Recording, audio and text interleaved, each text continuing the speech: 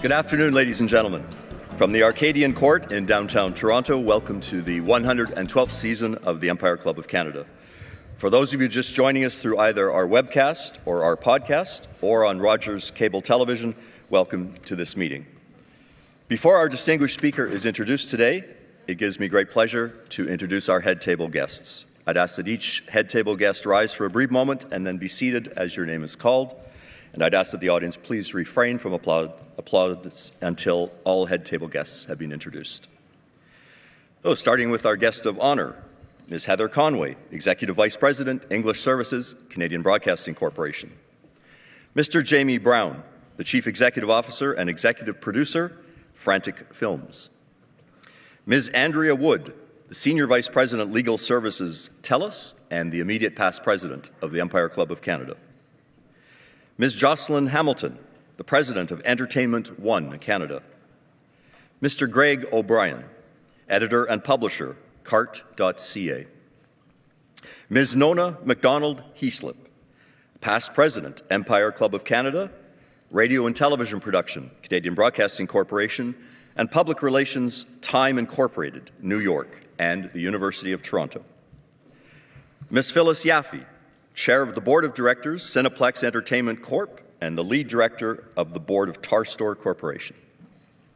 Ms. M.J. Perry, Vice President and Owner, Mr. Discount, and a Director of the Empire Club of Canada. Mr. Scott Garvey, a Senior Vice President, Shaftesbury, Smoke Bomb, Shift 2. My name is Gordon McIver. I'm the Executive Director of the National Executive Forum on Public Property. Ladies and gentlemen, your head table.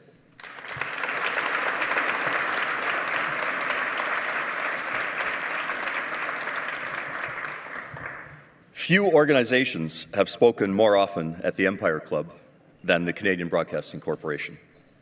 While the club was already well into its 26th year of operations when the AIRD Commission on Public Broadcasting recommended that the country set up a national radio broadcast network, it immediately became very interested in this new idea as it was being presented as a way for Canadians to tell their own stories, not those of its much larger and more powerful neighbour to the south.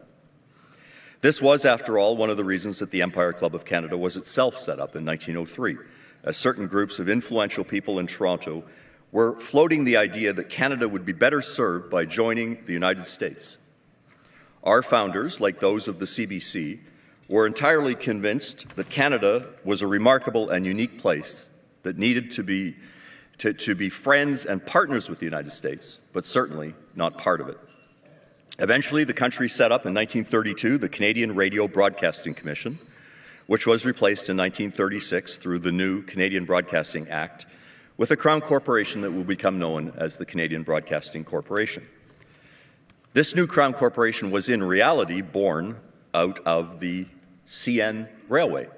Many of you may be aware that CN used to have something called the CNR Network to entertain its customers as they traveled across the enormous geography of Canada, thereby giving them a distinct advantage over their arch-rival CP Rail.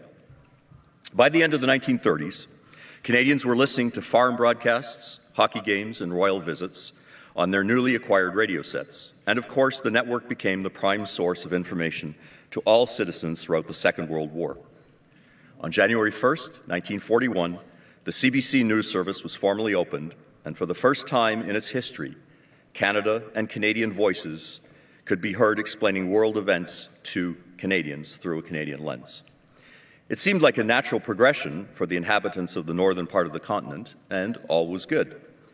By the time legendary historian and broadcaster Pierre Burton stopped by the club almost exactly 30 years ago today to commemorate the 100th anniversary of The Last Spike, it was not in the least surprising to hear him talk about the CBC as an institution that had helped Canada grow strong as a nation by being a unifying force, a kind of a glue that saw us through difficult times and held up a mirror in front of us which allowed us to better know, appreciate, and celebrate each other as Canadians, not just non-Americans living as friendly neighbours alongside Uncle Sam. Now, not everyone in Canada, of course, saw it that way, to be fair. Some Canadians had difficulty with the concept of an artificially propped-up organization that could not survive in the North American media market, and lamented that taxpayers were supporting something that our American cousins would never have done in their homeland. Others were uncomfortable with a government-owned organization being critical of their own sole shareholder, or bureaucrats being put into the creative sphere of entertainment. The CBC was at times even threatened with closure, and on occasion the Canadian government would threaten or would treat its own child in a fashion that seemed akin to a severe form of tough love, asking it to become increasingly more competitive and to carry on even in the face of enormous budget cuts and increasingly limited access to government newsmakers. Talking heads predicted on numerous occasions the end of CBC, or at least of CBC Television. Radio was never as much of a target, which they saw as death through 1,000 cuts. In recent years, CBC itself has on occasion become the story, which of course is something that every journalist knows is dangerous territory. Certain journalists were engaging in behavior which was questionable, to say the least, and yet, through it all, CBC is still standing strong and tall, still the network that our new Prime Minister allowed to follow him around for his entire first day in office. It's still the network that we trust to watch our election coverage on, or to get insight into the horrific wave of terrorist attacks that hit Paris at the end of last week. Great timing for the incumbent head of CBC Television, Heather Conway, to address the club today through a conversation with media observer Greg O'Brien on the subject of you, me, and the CBC. So before I pass it over to Greg and Heather to begin their conversation, we'd like to offer a look at some of the great programming that CBC has on offer right now, beginning with the Empire Club's favorite episode of the Murdoch Mysteries. Remind me again as to why we're here. For the guest speaker. Who is? Well, that's the exciting part. It's a surprise. It's not everyone who gets asked to be a member of the Empire Club. Another CBC guy at the government tea. Cheese ball. Good job, Daddy! And bye-bye!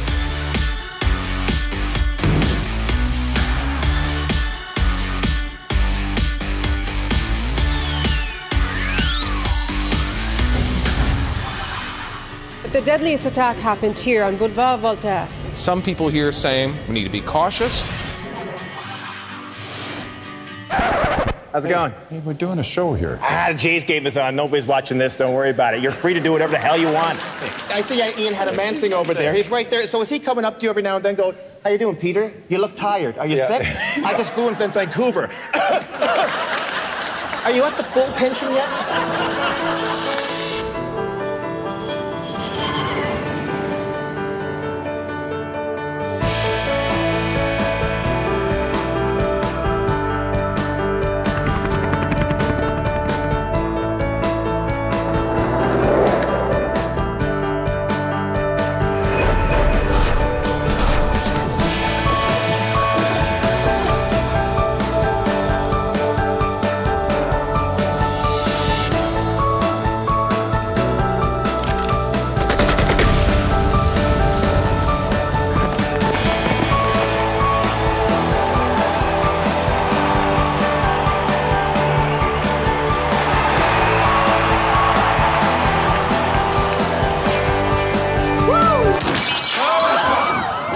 Are you all right? I believe I'll need another drink.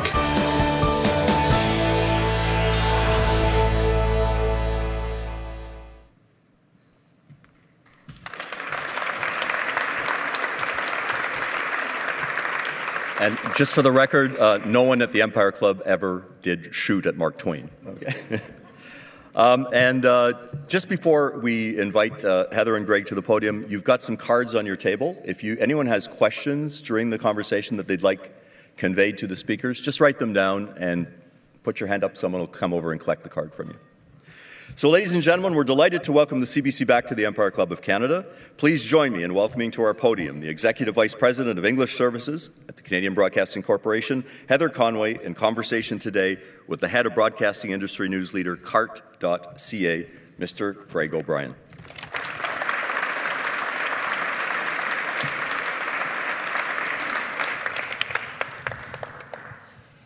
Well, thanks very much. Good afternoon, everybody. Thank you to CBC and the Empire Club for inviting me to do this. This is an honor and a privilege for me.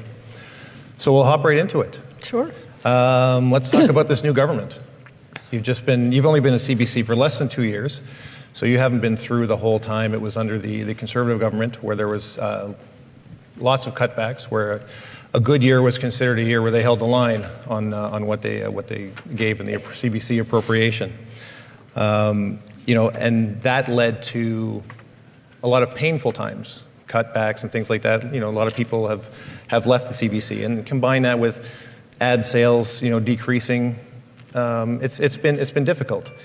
Now we've got a new government, $150 million commitment in raising the appropriation to the CBC.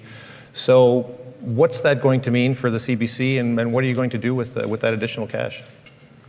I think it's fair to say, in as much as I haven't dealt with a lot of the historical cuts, obviously, due to my short tenure, I certainly had to deal with some very challenging times in the post-hockey period and some of the immediate challenges faced by that, as well as you've identified, a real series of difficult sector issues, I would say, around advertising. Sorry, I apologize in advance. I have a 100-day cough that I haven't been able to shake. That said, when I think about the opportunity for the CBC in the future, if there is funding, I look and I say, we have a strategy that we announced just over a year ago, that actually has some very compelling strategic reasons for making the choices that we made that were not all about cost cutting. And I would put in that category things like getting out of professional sports. I just don't think we can compete in bidding for professional sports rights with taxpayer dollars effectively, and I'm not sure it's a good use of the public broadcasters' funds. I would also put in that category our decision to privilege digital first in our local news offering. We all carry around smartphones. You look at a smartphone to say what's new. That's what I do, sometimes with horror and sometimes with interest, but what's new is what your smartphone is for. And I think people want news to be updated that way. I don't know that anybody here is going home to look at 90 minutes of supper hour news. And so making that kind of a shift, I think, is the right one. I know our staff does support that. They would like to be at the forefront of the digital revolution. And I think it's meeting the needs of Canadians where they go. So there are lots of those choices that were made that I don't think anybody would undo. There are other choices that we've made that were just about cost cutting, right? So there are high repeat rates on radio for programming. We'd reinvest in radio programming. On English services, we stopped recording live music in radio.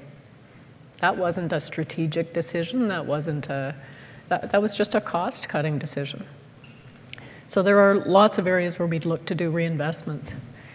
Have you identified any specifically yet, or is it still too early? I think when you let me come back to that question. I'll just finish the kind of categories that come to mind.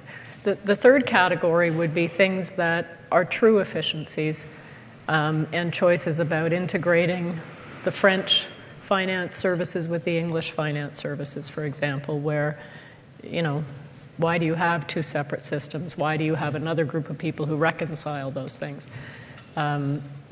That's not a great use of funds either. So all the choices that you make, you want to privilege content over all. Yeah. That's what Canadians want from the CBC. That's what Canadians pay the money for. And I think that's what the people who work at the CBC want to privilege whenever they're making choices. So, are there things? For sure there's things. I think we would invest more in content. We have high repeats on TV as well. Then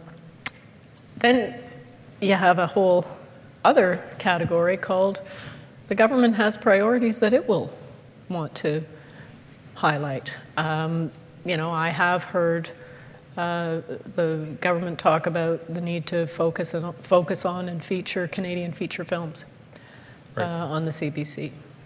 And I haven't heard details about, is that in terms of financing, is it just showcasing, is it discoverability, is it promotion? But we don't determine everything to do with the CBC. I think there are lots of voices. Is there any sort of, sorry to keep pushing on this, any sort of wish list that, I really want to go back to doing this that we used to do, or we want to go forward and do this that we've never done? Sure. I mean, for me, I think one of the things that people, as Gordon identified, people, I will say to people speak of love, use the word love to talk about three things: food, their family, and CBC Radio.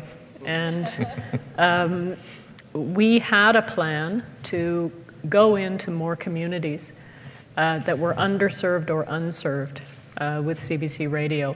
And that plan was shelved with budget cuts. And so, again, I think getting services to Canadians, getting content to Canadians, those are the choices I would make. So I would love to go back to that plan and say, okay, where were we going to go? Let's look at that. We got out of radio drama. We stopped recording music. Right. Again, I think we would invest more in primetime content for the television schedule. Obviously, invest in digital. We are a leader in digital, but digital is a huge expense, both from an infrastructure and a content point of view. I also think there are things where there's been dialing back over the years, and things like foreign correspondent bureaus. Now, the model has shifted. You don't generally set up a really permanent, expensive infrastructure, but you would set up a pop-up bureau in certain places, and we've done that from time to time. We've had a pop-up bureau in a couple of spots in Africa, and Well, and the technology enables you to do that, where in the past you would need an entire van with a huge mast. You can now carry around a little briefcase that ties into the cell phone signal, and you can have just the reporter, his camera, and this little box that communicates live TV. There's the technology enables you to do that. Right. So those are if you want a wish list, those are kind of the things that are top of mind for me. Yeah, I can comment on two things like that. I never get. I do some TV stand-ups and things like that just for my industry, and I never get more comments from people saying, "I heard you," as when I've been on CBC Radio. I don't get as many as I've been on CCH and TV. I get a ton. I heard you on the radio. Yeah. And that's generally CBC. And as a reporter, I can see how the CBC's also rationalized its costs as well, because I go to a lot of these events that the CBC comes and covers, and years ago it was CBC Radio, TV, English and French would come with all of these crews, so there'd be a ton of people there, all from the same organization, and I know you've pared that back to make it much more sensible. Granted, people have lost their jobs, but it makes it more efficient for the corporation. Well, I think what's happened is the jobs have been transformed, so rather than having sort of a camera person, a sound person, et cetera, you might have a digital video journalist with an iPhone. And, it's a high definition product. It's got good sound quality. You can produce something and more of it. So when you look at the local offer, rather than having an update of the news 8 to 10 times a day, you can do 8 to 10 times an hour. With iPhones, with technology, so the digital technology it shifts the kind of hiring. It doesn't necessarily eliminate jobs, it shifts the kind of jobs.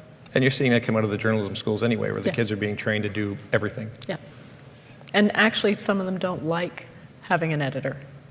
Right, so that if you do have an editorial, sort of, they go, "Oh, we're going to edit your piece." It's like, no, you're not.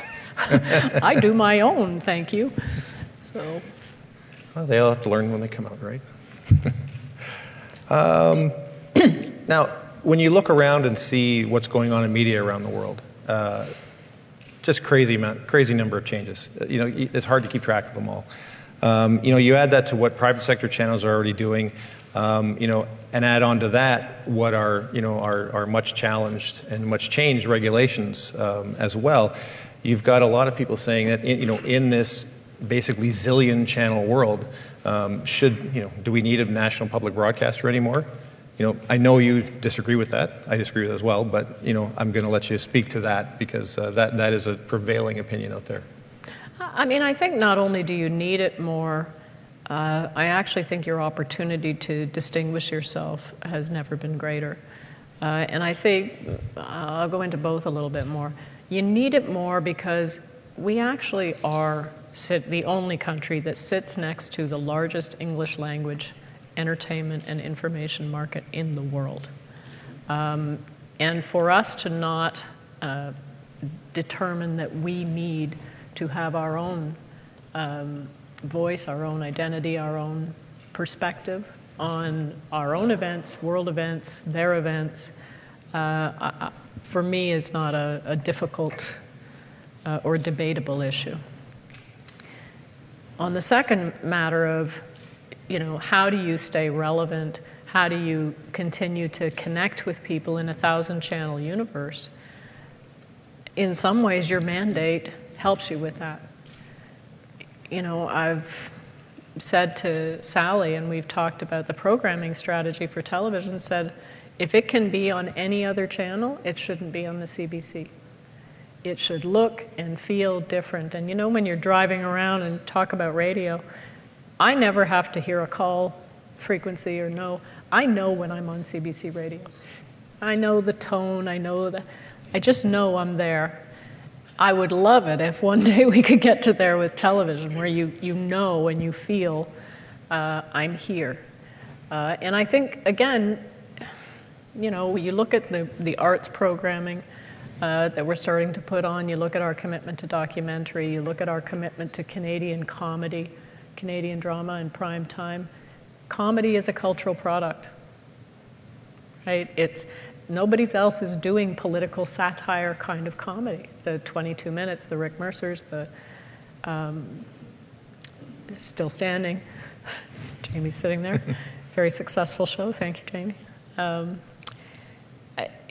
To me, it's vitally important, and it does help you define your brand more and more in a world where everything else is starting to look more the same. Yep. And I think that's when consumers are starting to go, what do I care who my provider is? It's all the same. Yep. CBC is not the same. And I know from watching sort of the industry as a whole, as high-speed connectivity brings the entire world together, you've got countries like France and Australia looking to kind of push back against the U.S. juggernaut because the distance doesn't keep them as separate as it used to. Right. And we were always right side by side, so we had to have our own regulations and protections to keep our own to build our own industry. But you're seeing, France talking about a Netflix tax and Australia putting up a few more borders to protect their own people. So people are starting to feel, the sort of the border conundrum that we felt for years here. Yeah. You talked a little bit about the CBC's 2020 strategy and the emphasis on digital first. Along with traditional radio, TV, you've got CBC Music, podcasts, a bunch of things. Where I live in Hamilton, you have a digital-only station. It has no TV, no off-air radio.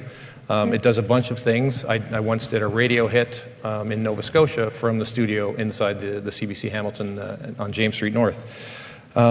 So as everything sort of changes to, Apple's predicting linear TV's gone, we're going to be in an all-app world, and you are shifting to digital first. So what can that mean, in the grand scheme of things for CBC? Well, I think like every other media company in the world, we're trying to keep abreast of giving our audiences what they want, when they want it, how they want it, et cetera, et cetera. And so all of those initiatives that we have been making into digital and interactive and relationships and partnerships with iTunes and Netflix and SVOD and AdVOD and all of the stuff. They're all an effort to make sure that we maintain our relevance, maintain our competitiveness. Eventually, the history of people said, well, TV would be the death of radio, and radio would be the death of newspapers, et cetera, et cetera. And I think the same thing is kind of happening where people are saying digital will be the death of any traditional company.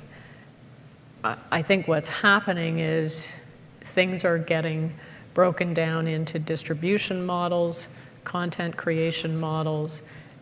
What's interesting to me and what's troubling when I think about the future of all media companies, not just the public broadcaster, is technology companies have very low barriers to entry to the content business. Yep. So Amazon can put a bunch of money against content creation, and they can surface a transparent or some exceptional quality shows. The barriers to entry for a traditional broadcaster to become Amazon are much higher.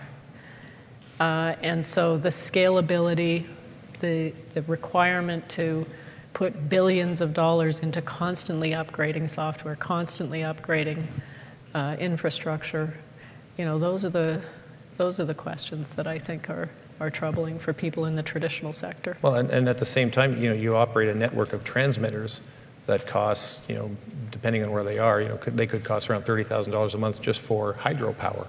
And, that's something that the newcomers to media don't have anything, they don't have to do that at all, but that's kind of in your mandate, part of the Broadcasting Act, to be all things to all people and distribute it everywhere. So it's not an easy thing to do that. It's not, but it's part of our relevance, right? It's, I hear people from time to time say, oh, the CBC should get out of local and should focus on this or that. Or shut down transmitters and... Yeah.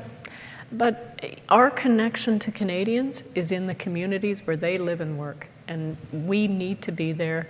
We need to be committed to those communities. These are the people who pay for the CBC, love the CBC, listen to the CBC, tell us when we're doing well, tell us when we're doing badly. To me, there is no more direct connection than our local services. And so I think it's deeply important we remain committed to local television. So sticking with... And yes, it's costly. Yeah. So sticking with digital for a moment, and that Hamilton station, do you see that being... I know you were going to do it in Waterloo, and that was pulled back. Do you see that being replicated in other places? Because, I mean, yes, for me, it certainly adds... Yeah, it certainly adds diversity in Hamilton, and I've the broadcast stick, for what, if you want to call it that, for me in CBC Hamilton is Twitter. I keep track of what's going on in CBC Hamilton via my Twitter feed. So right. It's there's lots of different ways to pull. Yeah, I think it's a great model, and I think we would replicate that in other communities that either don't have a service or are underserviced. And I think there are some places where, if we had a lot of money, a place like Hamilton is somewhere where we might actually look to even bolster the digital service. Okay. Let's switch to, let's talk CRTC, or more specifically the CRTC's Let's Talk TV process. Sure. That's gradually rolling out now. The big date is March, where the distributors have to launch a skinny basic package of $25 a month, and then you would add on a la carte channels with that. So there's a deadline in March, a deadline in next December. I moderated a panel at CTAM yesterday that talked about trying to maintain the value of large channel packages and communicate that to the consumer. But CTV or CBC doesn't have a lot of specialty channels. So how is this going to impact you? I mean, on the one hand, I would say I hope not very much. CBC Television is part of the skinny basic. News Network is currently in, I think, 11 million Canadian homes. Yeah. It is the most watched news channel. So my hope would be that that's a status we could maintain. I think people do, as Gordon pointed out, I think people turn to CBC News and News Network when events that matter are happening. And so I think Canadians do look to News Network and say, well, that's a channel that I'd want. If I'm looking to add a news channel to my skinny basic, that's the one I'd pick first. I think documentary channel is in many, many fewer homes. It's sort of between 2.7 and 3.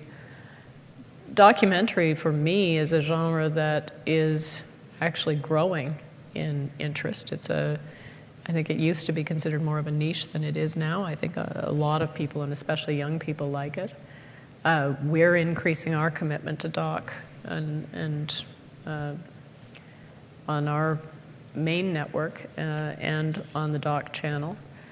And, you know, again, I think the opportunity there is, should we invest more dollars in marketing? Should we invest more dollars in feature docs? Should we look at ways to make that channel as compelling as we possibly can to give it the best chance to get carriage and be a channel of choice for Canadians?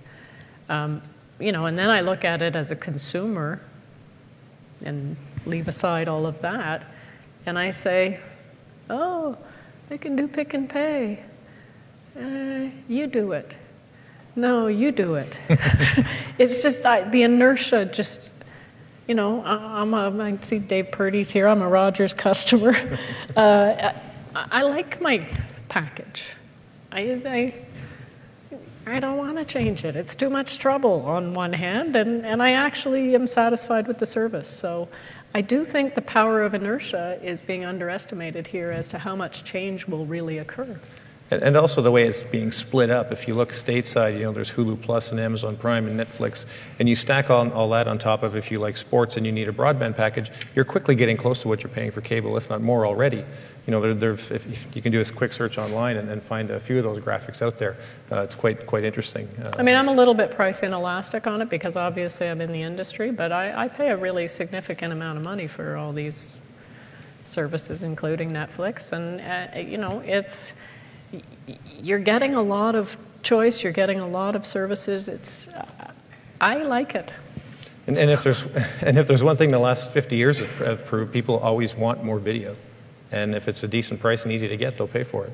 Yeah, and I increasingly hear people talking about it in terms of the internet and digital offering, to say, look, you know, the cat videos are like the classified ads of the old days, where I'm not paying you for that. It's a cat video. What I will always pay for is premium content. So people will pay, even on the internet or a digitally delivered, they will pay for premium content. Great content will always be something people look for and say, okay, I actually want that.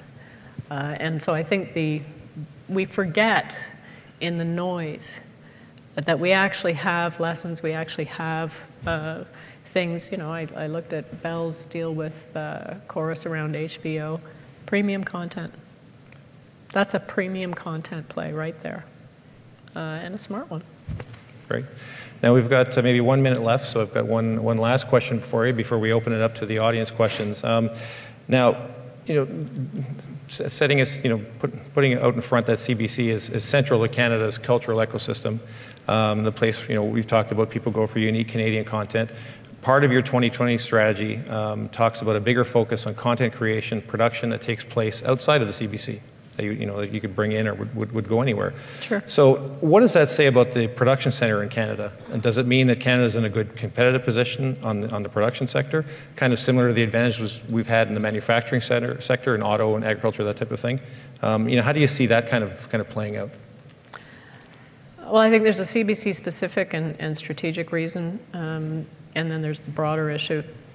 In terms of the CBC specifically and our decision to exit, I think what was really the last in-house production area for us, which was documentary, it was in part to reinforce we are Canada's largest cultural institution. We are the public broadcaster. We are not the public producer.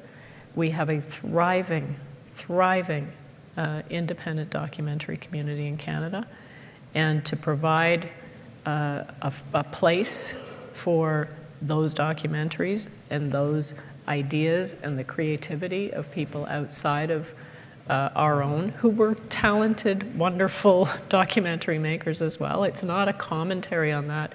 It's to say, look, there are Aboriginal voices, there are women's voices, there are voices that have not been heard as loudly or as often, and part of our role is to actually trigger that. So seeding the independent community is deeply important. I also think people don't have a great understanding of if I'm spending, and it's not off for most of the years, about $100 million on the primetime television schedule, that actually triggers 350 million in the independent sector in this country. If I do it all in-house, it's 100 million. If I spend it out of house, it triggers 350 million in activity. And I think that's also a deeply important role for the public broadcaster to play, is to actually create jobs and in the creative sector. The broader issue, I'm envious. I'll be very candid about it. I'm envious of the Creative Britain campaign that happened, that said, look, you cannot outsource your creativity. It is a strategic competitive advantage. You can make the creative sector a strategic sector in the same way that you have traditionally with manufacturing, with some of our extraction industries. And I think that requires real leadership from all levels. It requires our industry to be leaders. It requires the CBC to take a leadership role. It requires government everybody working together to say, let's actually start to invest in this sector as a strategic sector that creates great jobs for Canadians, great training. It has a sustainable competitive advantage. No one else can do your creativity for you. And it's, I think it's exciting to think about the possibility of bringing people together around a big idea like that for the creative sector. Yeah, absolutely. Sorry, I probably answered way longer than you needed. That's just perfect. We're turning it over to the audience questions now, I believe. We are, and you have a choice. We have about 7 or 8 questions, so we can do rapid fire, where you get a maximum of 1 minute to answer each question, or I can be the editor and choose 3 questions. Well, you're at the podium, so you're the man in charge. Yeah, okay, let's do rapid fire. Okay, I'm going to have to cut you off after a minute, though, because after each question, or we'll never get through this. Okay, first question. The Federal Minister, Mélanie Joly, says CBC should prioritize digital and Canadian film. What is your view? Well, I think I did address some of that. I certainly think that the public broadcaster is a great place to promote Canadian film. If we had funding, I think we'd also be a great place to actually pre-license Canadian film and be part of the financing to trigger things and make them happen. And in digital, CBC is the #1 digital news site in the country. CBC is also announced and is implementing a strategy to privilege digital first. We're one of the biggest downloads on iTunes. We are in digital. We love it. We're doubling down on it. Okay. Happy to. Canada is a multicultural country, and as the saying goes, the world comes to Canada. So should the CBC be doing more to encourage the production of Canadian shows that are aimed at an international audience? Should we be doing this more exporting of our television shows? Okay, that's a really hard one to do as a rapid fire because the whole financing of Canadian content is about creating domestic content. I think Lisa Clarkson, who's here in the audience, who's my business and rights head, would have an easier time answering this question. But yes, you want to be able to help Canadian artists and Canadian creators use the CBC as a platform for export. But you need a home address to be a great creative exporter. You can't go to the world and say, I'm Canadian and I'm confident and I can make something and not be able to point to any show that anyone in Canada bought or looked at. That was under a minute, right? That's really good for rapid fire. Thank you. Okay, Richard Sturzberg in The Star yesterday said, A, that you were dying, and B, you should broadcast only populist programming. Your view?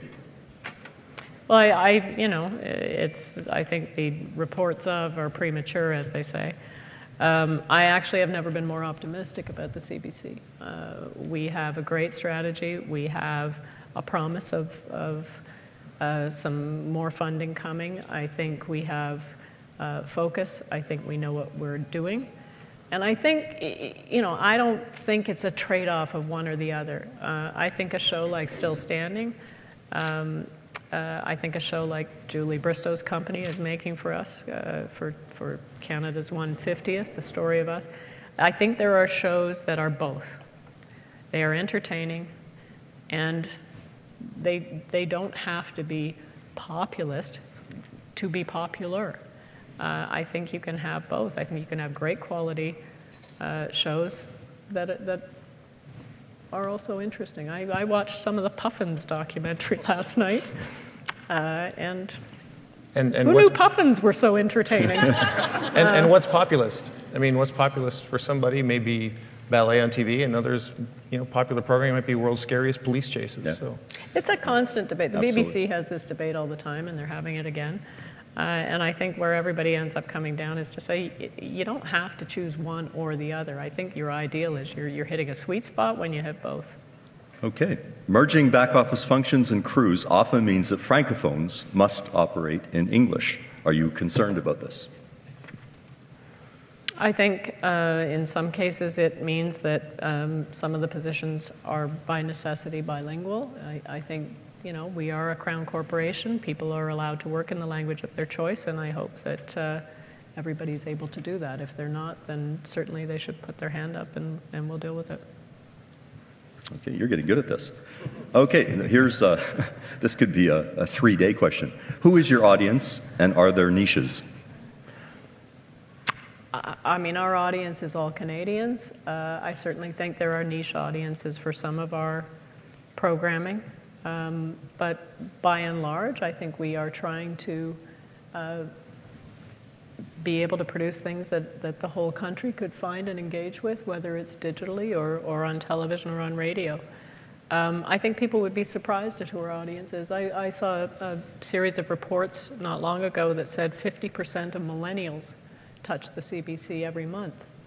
And they touch it, interestingly, through our news. That's one of the primary areas where they touch us. And then you see other data that shows you that a show like Schitt's Creek has very, very high co-viewing between parents of 20-year-olds and 20-year-olds. And so who is your audience depends on what product you're talking about, what service, but everybody potentially. Okay, you partially already addressed this one, but this person wants to know, does radio and television have history of Canada emphasized in programming as we get ready to celebrate our 150th anniversary in 2017? I think you have to do both. I think you have to emphasize the history of Canada and the future of Canada.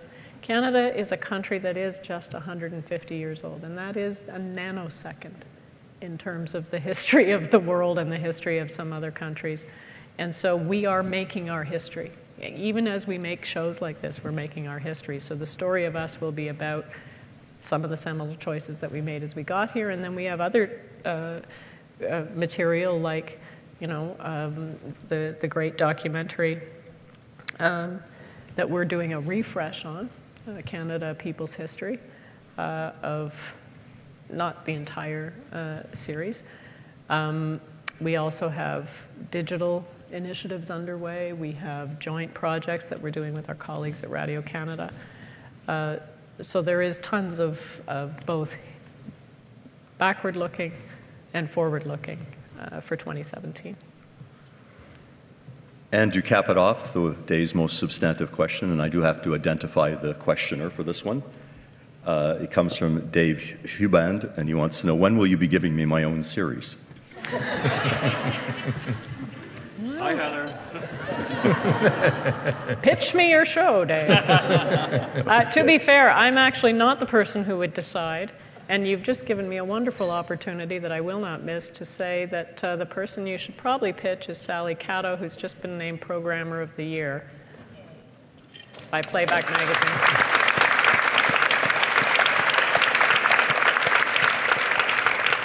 Wonderful. Well, you guys really did well at this rapid fire thing, so thank you for that. And here to express... I'm breathless with it.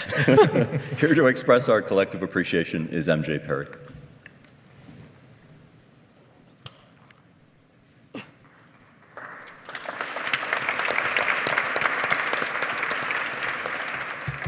I am about to say something heretical for the Empire Club of Canada.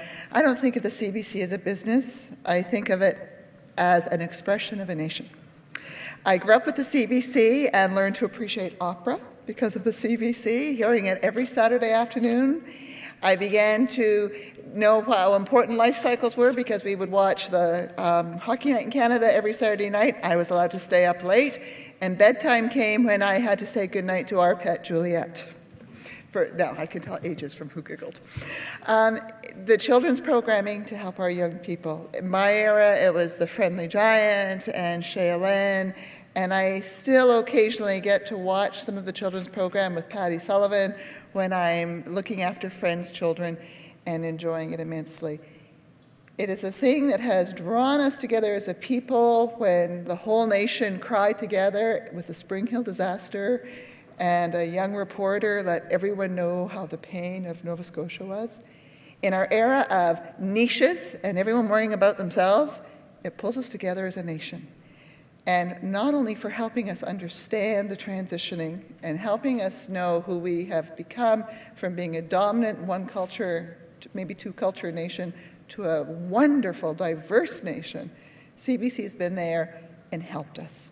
Thank you not only for explaining today, but also just for being there and helping us be the people we are. Thank you.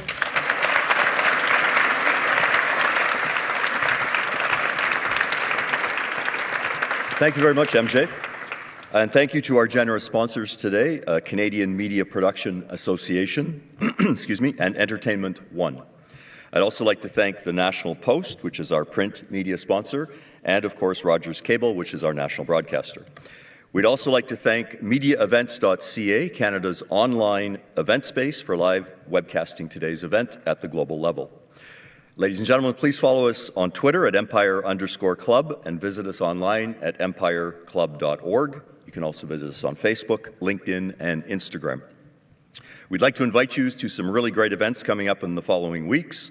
In 2 weeks' time, we have the Governor of the Bank of Canada, who will be here on December 8th to talk to us about what the economy is going to look like next year. And on January 5th, we have, at the beginning of the year, our annual Investment Outlook Luncheon, which is entitled this year, Making Money in 2016 from Domestic and International Financial Markets. Also, we just booked Chief Justice Beverly McLaughlin, who will be joining us on June the 3rd next year. We're really excited about that.